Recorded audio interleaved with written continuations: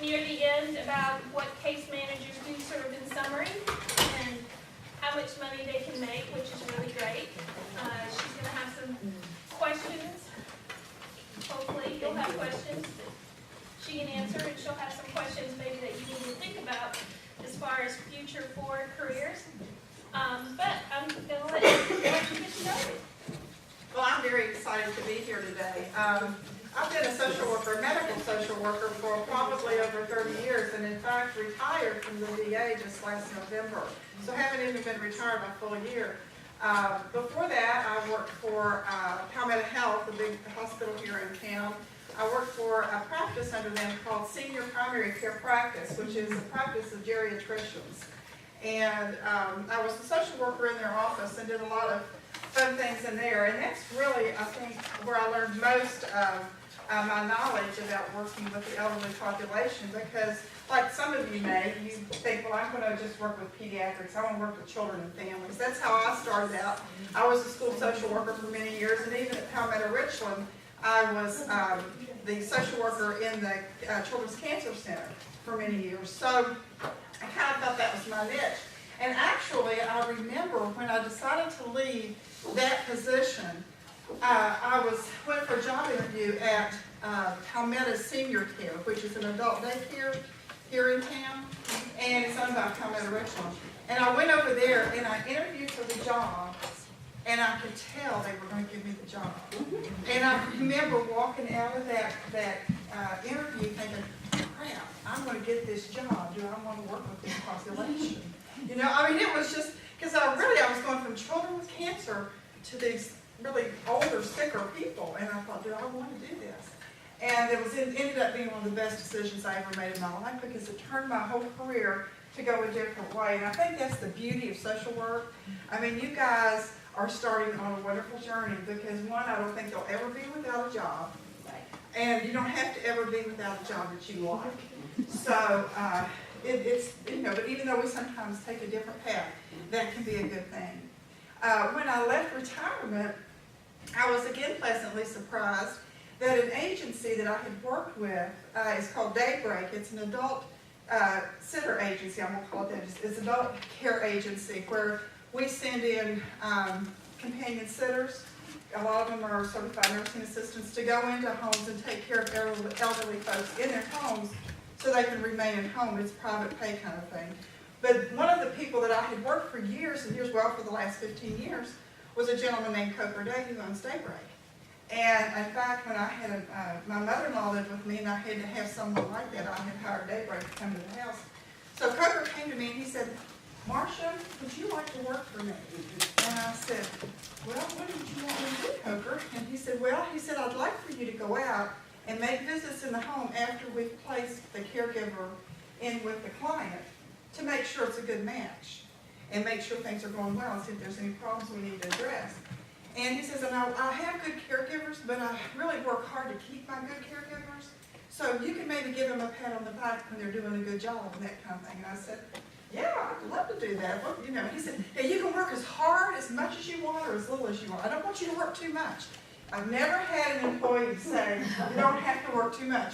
You know, most social workers, they always say, well, you're going to have to do more with less money. So I was used to that mentality. So he said, I don't want you to overwork yourself, you know, that kind of thing. It was terrific. So I've been doing that now for about the last 6 months and just really enjoy it. When Nicole and I were talking about what I was going to speak today, I think I misheard her. And I thought she wanted me to just talk mostly about caregivers. And that's something we're going to do a lot of, but I'm going to open it up to talk a little bit about care management, because when I was at Senior Primary Care Practice, I did do care management there. So we're going to talk about that. So I'm going to give you some information. The first part of this will be mostly about caregivers, what they're going through when they become caregivers, and what they need from you. And excuse me, I'm just getting over some bronchitis, so my voice kind of fades on me every now and then. I was a discharge planner pretty much my whole career. When I was a school social worker back when I started, I also was a hospital social worker, and I took call all the time for the little local Catholic hospital in our town out in Kansas. Jim taught at Kansas State way back then, but we got in the middle of nowhere kind of. But I was a hospital social worker there. And when I would do discharge planning, I would often find that I had not very much time to set up a plan, a care plan for a patient. Maybe particularly in elderly patients, we had a lot of little old ladies with broken hips. Back then, in the early 80s, we got about 10 days to have them in the hospital. Today, we get about 3 days in the hospital. So you don't have a lot of time to do a good care plan with your patients in hospitals anymore. And also there's such a push to get them out, get them out, get them out. So when I was doing care planning, I call it discharge planning now, I felt I was doing a real good job if I made sure they had a home to go to, made sure they had a way to eat, made sure they had some home health and could get around, and somebody to check on them. And felt like I was doing a pretty good job. And time and time again, I would have to explain to every caregiver, no, their Medicare will not pay for them to be in a nursing home from now on. You will find that most people that you work with do not know the difference between Medicare and Medicaid. They do not know the difference in qualifications for those two programs. And they don't know that Medicare is a long-term care insurance. And so I would have to do a lot of education about that. But when I went to senior primary care practice, and I had a lot of time that I could spend with my clients and their caregivers, I learned that there was a whole nother gamut of care that they need and work that they needed from me. And it was much more complex than I had ever thought it would be. I didn't realize caregiving was as complex as it is. You know, if you sit and think sometimes about making a medical appointment for yourself, well, you know, sometimes you make the appointment and sometimes you have to reschedule. Well, think about it if you're a caregiver. You might have to suddenly then reschedule your time off from work, or you have to reschedule the transportation of how you're going to get the patient to that appointment. And what seemed like a 5-minute task now turns into a 20-minute task. And that's the way it goes with a lot of things, not just making that one appointment. And by the way, most elderly people just don't have one medical appointment. They have a whole gamut of appointments that you're taking them to. So it's really complex. Now, most seniors do get to stay at home. They don't all get sick and decrepit and have to go someplace. Sometimes just a little bit of help at home is all they need. I know I was very fortunate. My mother-in-law, Jim's mom, lived to be 91 years old. And she lived in her home in West Virginia until the last 6 months of her life. And she knew enough about me. She'd known me since I was a little girl. She and my mother were real good friends. And whenever Lorraine would get sick, she would call. I know when she was 82, she called and said, Marsha, I'm not feeling well. Can I come stay with you a while? And I said, well, sure, come on down. We'll find out what's going on. I got her into my practice of geriatricians. She had colon cancer. And we had the surgery. The doctor looked at her and said, you know, you're in really great health for an 82-year-old lady. And they did the surgery, and they got it out, and it hadn't spread. And I kept her at home with some help, you know, home health coming in and me taking off a little bit of work. And we got her backed up in a month, and we sent her back to West Virginia.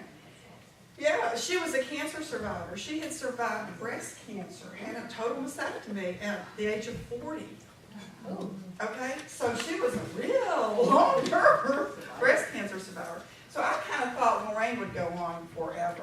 She was a very positive, wonderful, upbeat kind of person. But when she was 91, she called on Christmas, before Christmas, and said, I'm going to come to your house for Christmas, and by the way, make me another appointment because I'm not feeling so good. I said, okay.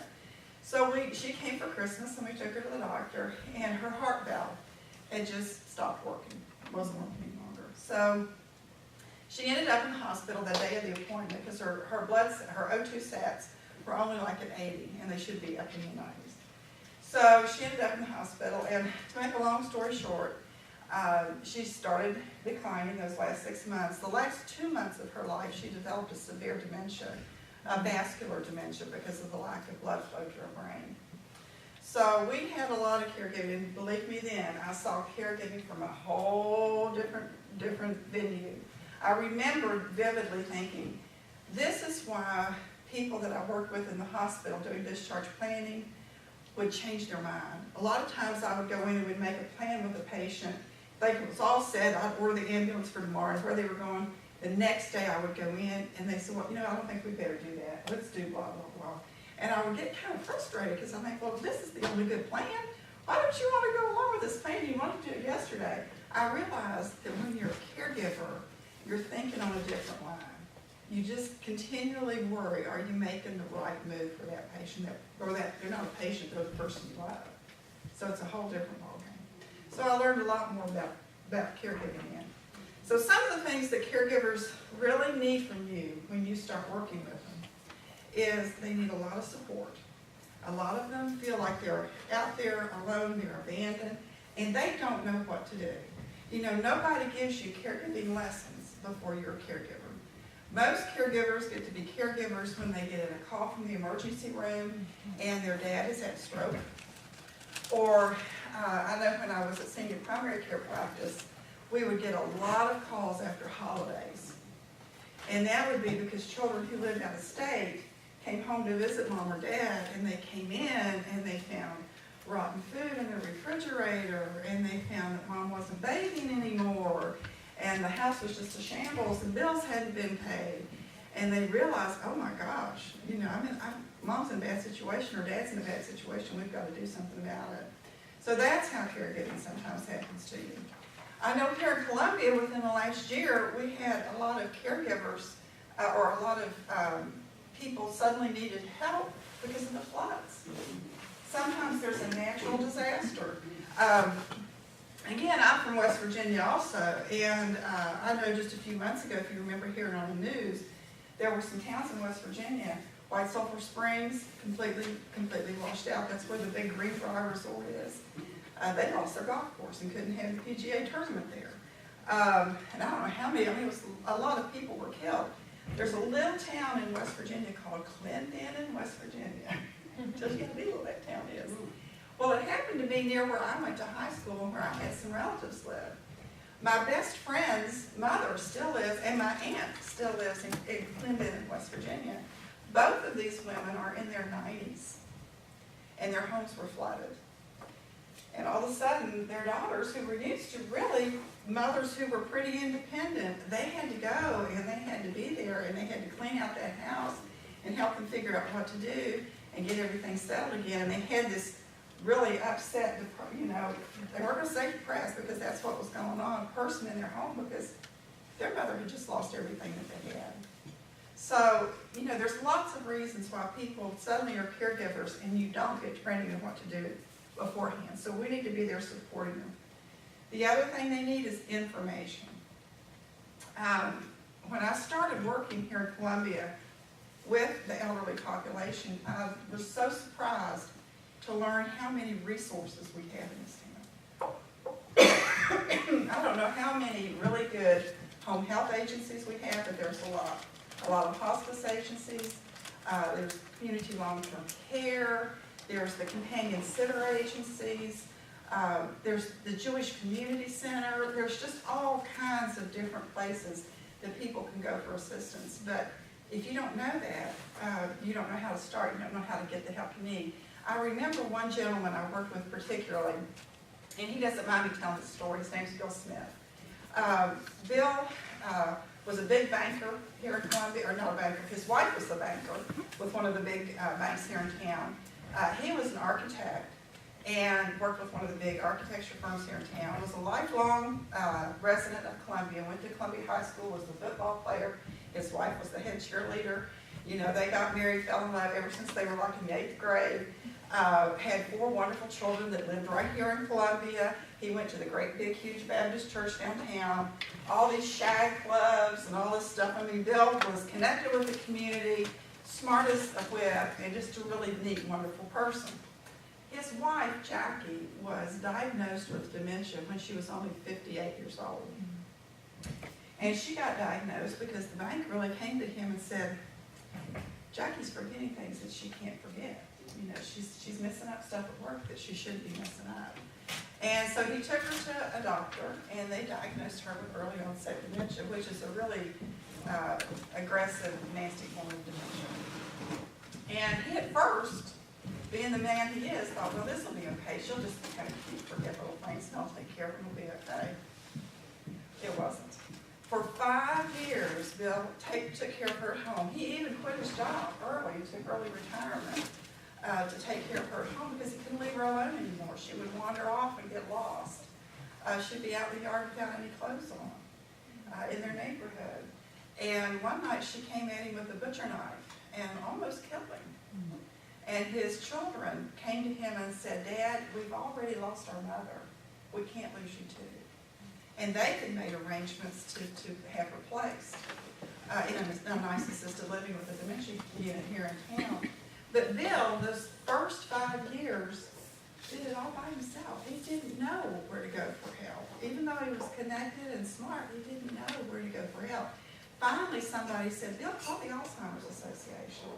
And his response to that, well, they just do research. He didn't see them as a resource. So when he called them, and he'll talk about this, he said, I spent over 2 hours with the person that answered the phone that day, just saying what I've been going through. Because he often said, you know, people that are your friends, he said, they can just hear the story so many times, and they kind of, you know, and they don't understand. But he finally found a place where they understood. So connecting those clients that you run across to the resources that they need, you will be surprised how much they will love you for doing that, because they really didn't know that they were out there. And they need financial assistance. Caregiving is very expensive. I remember my mother, who was the other example I was going to tell you about. She lived at home successfully in West Virginia for 89 years. And she did just fine in her own home. But I was a long distance, what I'm going to call a long distance caregiver. My sister lived about a half an hour away, and she could go visit my mom and take care of things. But every once in a while, she needed a break, right? So I would go home very often, you know, at least once a month to see about my mom. And that was expensive. I kind of tallied it up one time, and it would cost me $200 to drive back and forth to West Virginia for a weekend. So it gets expensive. They find now that the average caregiver spends out of pocket $6,000 a year in just different expenses. And if they bring the patient into their home or their loved one into the home, it's over $12,000 a year. The other really staggering thing to think about is it costs in lost wages and benefits to a caregiver over $500,000 in their lifetime. That's a lot of money. And I would say until the last maybe 15 years, we didn't do a whole lot as a society to support caregivers. But there were some laws passed about 15, 20 years ago that finally gave some monies to caregivers to do the job that they do. But until then, there wasn't a lot of support for them. So they need an awful lot from you. It's really a trauma. And I'll tell you quickly the story about a little lady who came to my office one day when I was at senior primary care practice.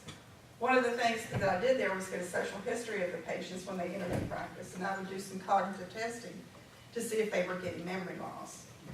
Well, one of the other questions I would always ask was, are there any significant traumas in your life?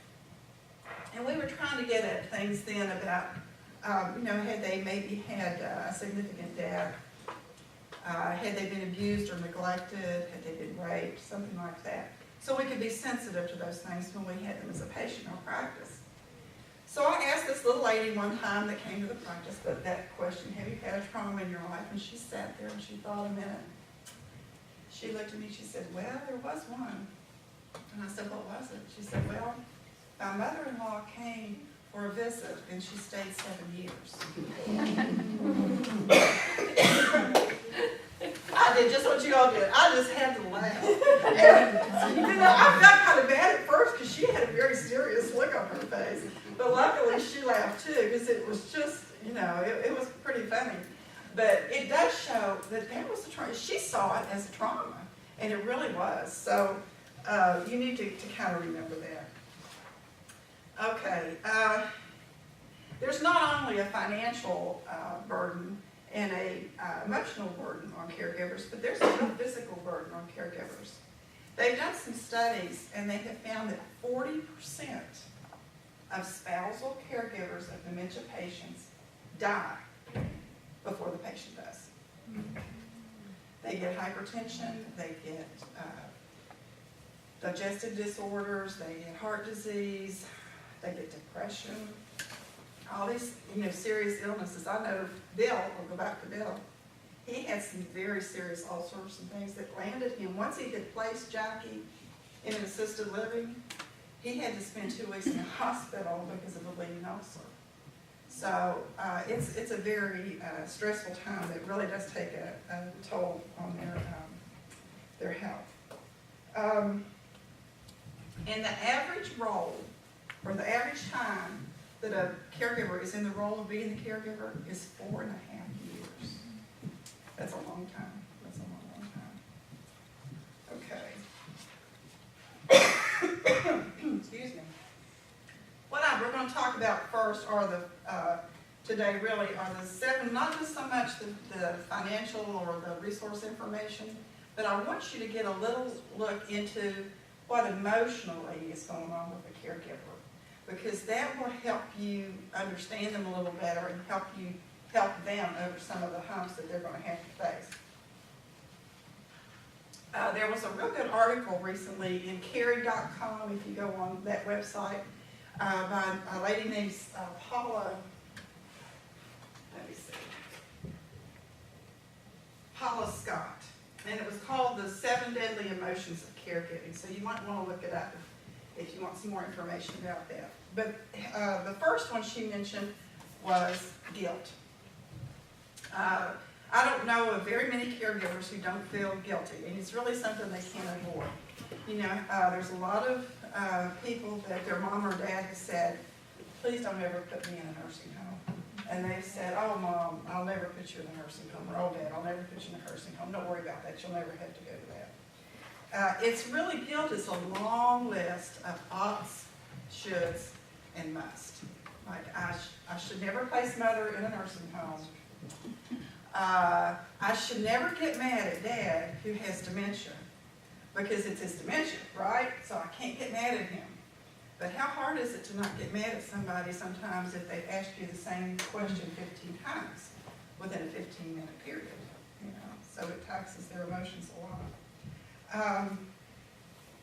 And because of that guilt, they often feel a lot of shame, like they're just not doing a good job. Carl Jung once said that shame is a soul-eating emotion. And it is. It just eats away at you, and you try to get rid of it and say, I shouldn't feel bad about it, but you do. There's another should. And we don't really, it's hard to sometimes help these people. We have to help them get comfortable with the gap between what they feel they ought to, should, must do, and what they really realistically can do. Everybody just has so much time that they can give to someone. They just have so many resources they can give. They just have a limited number of skills.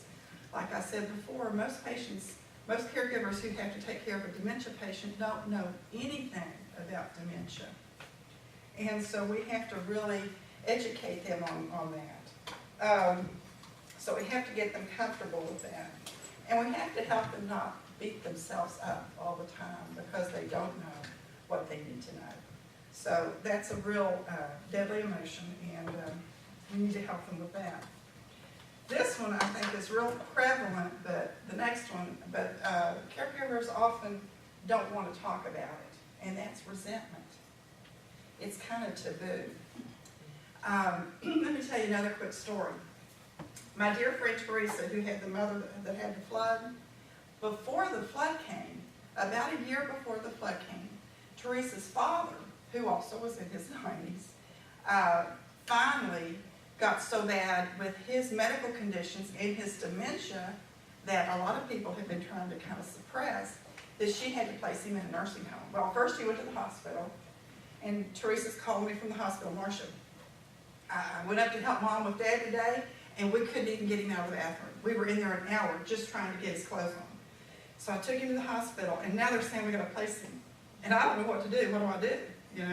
So we had to go through all those placement issues. She had to figure out all the money and what was going on with that, and where was going to be the best place and where was going to be most convenient for mother to have to drive to, because mother's 90 years old, right? So she gets him placed. He's there about 3 months, and then he dies.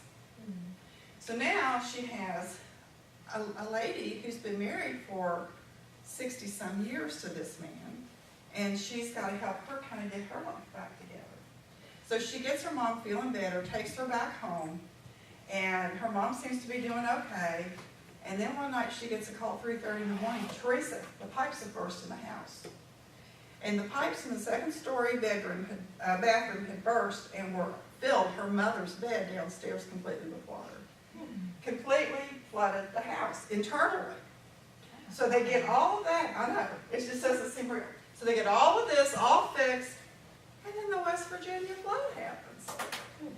And in the midst of all this turmoil, Teresa's only sibling, her one brother, who's not known for being the most helpful guy in the world, decides to move to Charlotte. Oh, yeah. And Teresa calls me, and she says, and Teresa's one of these, you need to know Teresa. She's real sweet, the nicest person that ever just walked around. And she's one of those people, she used to say, I just hate him. No, I shouldn't say hate, I dislike him. You know, that's what like she was, that's Teresa. And so she calls up and she says, I'm so mad at Eddie, he's just gonna, no, I shouldn't be saying that. I'm thinking, Teresa, who wouldn't resent that your brother can pack up and leave all this mess and you're stuck there to hold it, you know? So they're dealing with resentment. They feel like they've been abandoned by other siblings sometimes. I had one patient one time who came to me and she said she went to her brother for help with her mother, and her brother looked at her and said, Mother's just not my priority right now. So they really are kind of out there abandoned. They've kind of been they've been hijacked by responsibility. They weren't ready for this. They had other things going on in their lives, and now they have this going on. And this is a real risk for depression and anger. And we all know how those two things can really be detrimental to your health. So how do we help them get through that? We help them name it first off and tell them it's okay to feel like they feel. It's okay for them to vent to us. When I worked at the Children's Cancer Center, I often said, my office is kind of like AA. You can come in here and you can say, you can cry, you can, you know, hit the desk, you can do whatever you need to do to get you through this, and this is a safe place. And sometimes you'll need to do that for caregivers. They need to know they have a place that they can vent. You give them a journal and say, write some of these feelings down, write some of your problems down, and that can be real helpful for them. And let them know it's normal. And another thing that I always encourage is get your caregivers in a support group. There have been multiple times during my work with caregivers and families that I can talk to them until I'm blue in the face about something. The doctor can give them information, but they don't believe it and take it into their heart until they hear somebody else that's walked the same walk. I had a little lady one time that her husband had really severe dementia. He was very pleasantly demented. He wasn't a mean, angry, hit you kind of demented guy. But he was just very down the road with his dementia, and it was wearing on her. She was elderly too, and she needed some respite care. But she just wouldn't do that because she loved this man very much, and she didn't want to leave him. She was afraid what would happen if she left him for even a few hours. Well, I got her in a support group one time, and there were like 12 people in this support group, and we all went around the circle, and they told kind of what was going on in their life. And at the end of that meeting that day, I was standing at the door, and everybody was filing out, and we were kind of giving our little hugs as everybody left. And she hugged me and whispered in my ear, I think he has dementia. And I said, I think you're right. But I just want to go, praise the Lord. She finally gets into this, okay? Now, the other thing that I had to get her, the same lady, over with was accepting respite. Once she accepted he had dementia, was getting her to accept respite. At that time, there was a really nice daycare not too far from where this lady lived. And I said, you need to take him over there just for an afternoon. Why don't you just take him over there after lunch someday? And you can go home and sleep, because he wasn't sleeping good. And she was really wearing out because she wasn't getting sleep. And I said, just try it once. And if it doesn't work, and I got her actually some money through the Alzheimer's Society, so it wouldn't have to be out of her pocket. And I said, just try it one afternoon. If you don't like it, you come back and yell at me. So she tried it. Well, she came back, and she said, well, I took him. And she had these big old tears in her eyes, and I thought, oh, shoot, I have really messed up. Something really bad happened, and I'm just going to be paying for it now. And I said, well, tell me about what happened. She said, well, we went in, and he was okay when I left. And she said, when I went back that night, he was at the piano with a bunch of the other residents, and they were all just singing. And she says, I haven't heard him sing in forever. I didn't know he could remember the words to a song. But he was just singing and having the best old time, and he didn't want to come home with me. Oh. No. So that's where the tears were coming from. But thank heavens, she started using respite. But it's something that you have to help them over emotionally, not just with, here's the place, and here's how you pay for it. I want to tell you one quick story. Not all families are neglectful. A lot of families work well together. I had one family who, the lady was a single lady here in Columbia. She brought her mother here. She put her in a real nice assisted living. Her mother had pretty severe dementia again. And my client was the person who would go in the evening after work and make sure that her mom had eaten and that everything was okay. And if there was a medical appointment, she took her mom to the medical appointment because she had 4 siblings. But they all lived out of state. And I mean, they lived like Texas. She had a doctor, a brother that was a doctor in Texas, and another one that was a doctor someplace else. And then 2 sisters that lived in like Wisconsin, so these people were kind of scattered to the winds. But it worked so well for my client because she had those responsibilities of the primary kind of immediate stuff. But her brothers took over all of the financial piece. She never had to look at a Medicare bill and worry if it had been billed correctly and that kind of thing. They paid all the bills. She didn't have to worry about anything like that at all. She just put them in the bag and sent them on to her brothers. Then her 2 sisters, what they did that was always wonderful, is at least twice a year, they sent her on a cruise and they came to town and took care of Mother. Oh. So they gave her, they made sure she had rest, and the others made sure she wasn't worried about the financial piece, and that left her just to do the other. So, sometimes it works wonderfully, so that was a real lesson for that family. Okay, the next emotion that you're going to see caregivers struggling with is, again, anger. A psychiatrist once told me that the basis of most anger is fear. And for caregivers, there's a lot of fear. They don't know what's going to happen next. They're not sure how to handle the situation. It can be indirect, like an aggressive dementia patient that fights them a lot or hits them. Those things happen all the time. Or it can be just kind of an indirect thing because something like they've had too little sleep.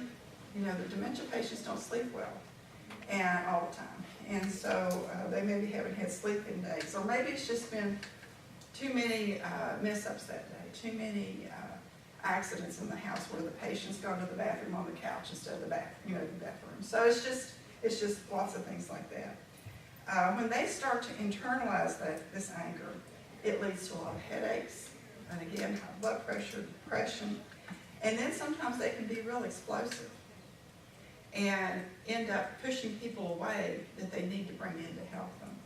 So you need to help them find ways to avoid negatively showing this anger and dealing with it. Things like deep breathing, yoga.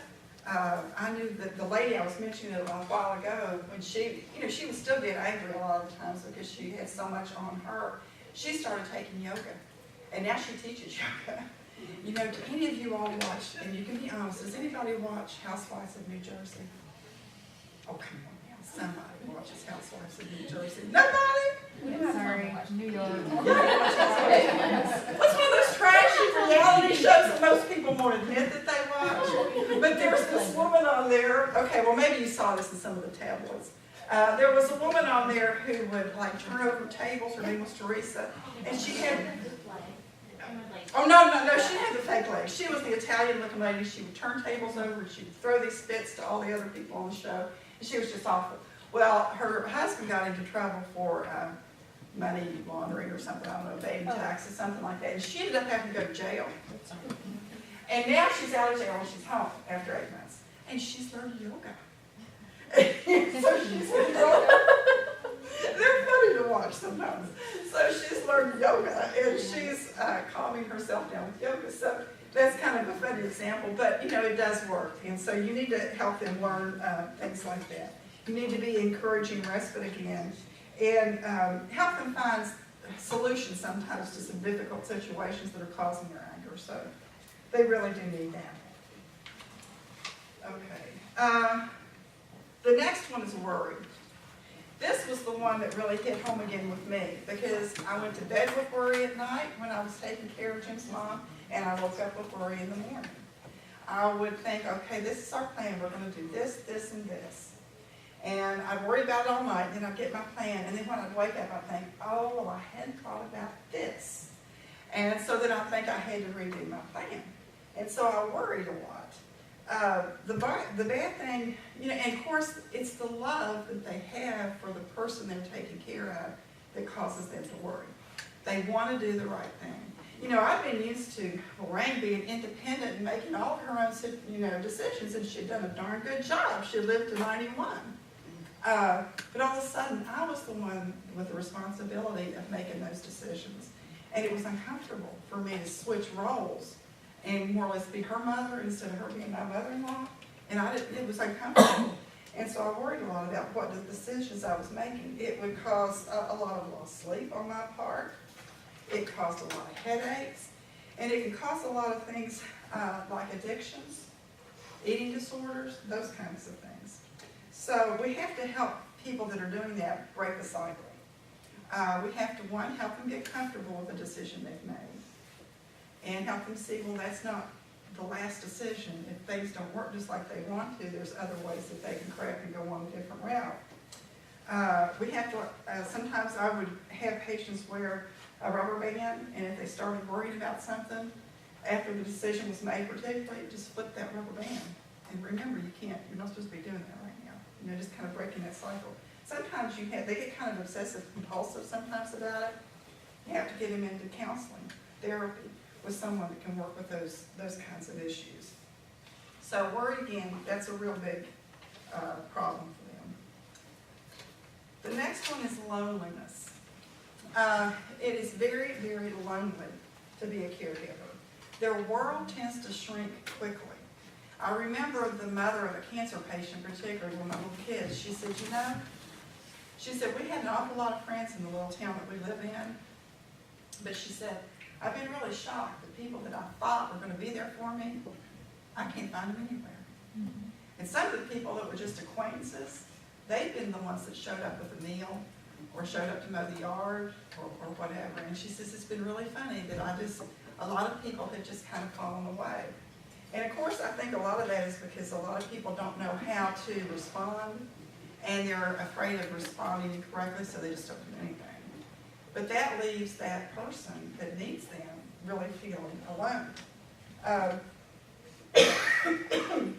Sometimes the caregiver is so, and this happened to me, the caregiver is so busy with meeting all the demands of the patient that they need to take care of, that they just neglect. You know, I remember thinking, I don't have time to go to lunch with anybody today. I don't have time to, you know, have dinner, so-and-so over for dinner on Sunday night, you know.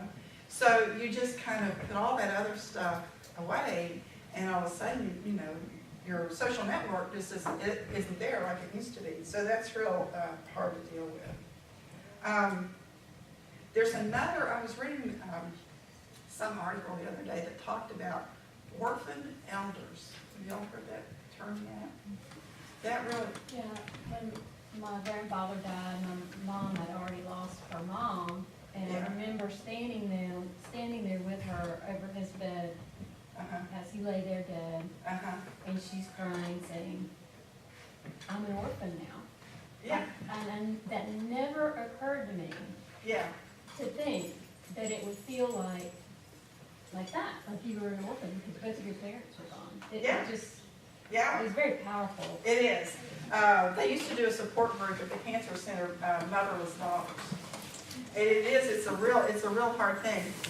And I think so many of our elderly population right now, if, a lot of them haven't had children, or a lot of them, we're living older. We're living into our 80s and 90s, hundreds. And so some of our children are dying before the elderly person passes away. So if their children have died, their parents have died, their cousins, their brothers and sisters-in-law, their extended family has died, or maybe they have moved off. We're such a mobile society anymore. Children can live in California, but you can still live in Florida. And so it's not like you really have someone there beside you all the time. You don't.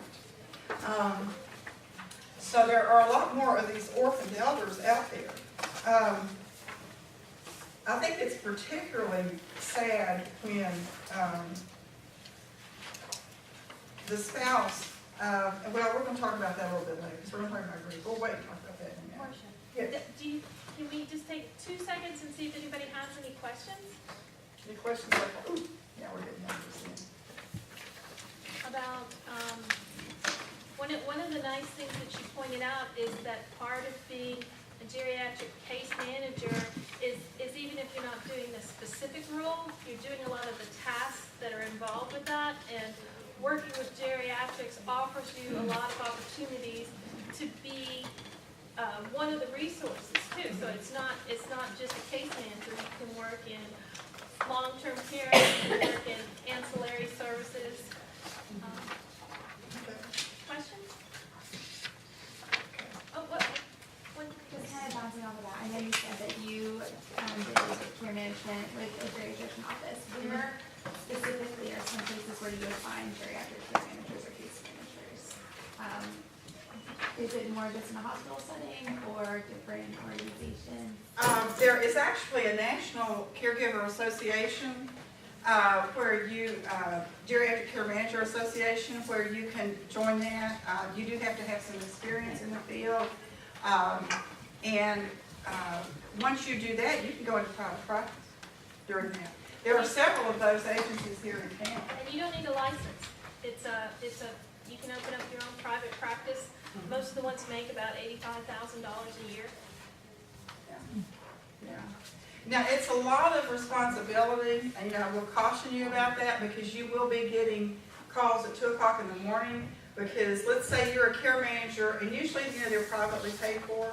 Now, there are some insurances and some long-term health care insurances that might pay for it, a little bit of it, but most of them are private pay services. So if your client's son that lives in Tucson calls you and said, I just got a call from the ER and Mother's there, can you go? You're going to be going to the ER to see how mom is and what needs to be done. Does she need to be admitted? Does she need placement for a while? Does she need rehab? Whatever.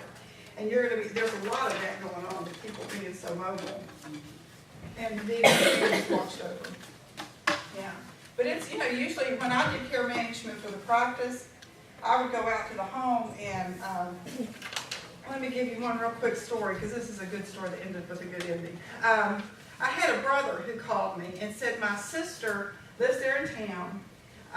She's had a lot of money, but there was a big downturn in the stock market. She lost a lot of money, so she didn't have much. Now her son, who lives out of state, who is a dentist, wants to place her in a facility, but she just doesn't really want to go.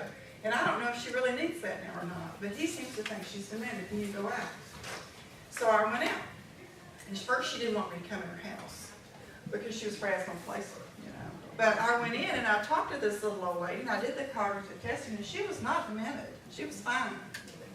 The only thing, in fact I thought she was better than fine, because she had given up driving because she had some eye problems, and she voluntarily gave up driving, which most elderly people won't do. So I thought, this lady's taking really well. She's making good decisions. She's not demented. She can take care of herself. And when I told her, and she was really pretty mobile too, she could get around. She did have one of those stair glides to help her go up and down the steps, but it wasn't working at the time, so she was walking up and down the steps. She's doing okay. So I told her, I said, you know what, I hate to tell you this, but you're not sick enough for your son to place you. because you have to have ADL deficits, activities of daily living deficits, to be able to go to a nursing home. He can't place you. Boy, did she like me after that. I'll tell you, she went out and got me this big bunch of eucalyptus that was in her yard. It was lovely, you know. And all she did, to make a long story short, she was getting depressed because she had given up driving and because she didn't have much money anymore. She had given up getting her hair done every week like she'd like to, and she wasn't going to lunch with her lunch lady friends like she wanted to. So when I came back to the office and I made it my care plan, I called her brother, who was very wealthy, and said, this is what she needs. She needs you to work with one of the cab companies to pay for her a cab whenever she wants to go someplace. And that's really, and she needs her stair glide fixed. And he said, well, can you take care of that? And I said, sure. So I called a guy that I knew in medical equipment, and he went out and fixed her stair glide, and he paid for it. And not only did he find out she needed a new stair glide, she needed a new washing machine. So he helped her with that too. And he set up a thing with Blue Ribbon that the same driver most of the time would come and pick her up, so she didn't have to be scared about a new driver every time. And he paid her bill, and she did great. So, you know, yeah, there's lots of opportunity, and it's a lot of fun.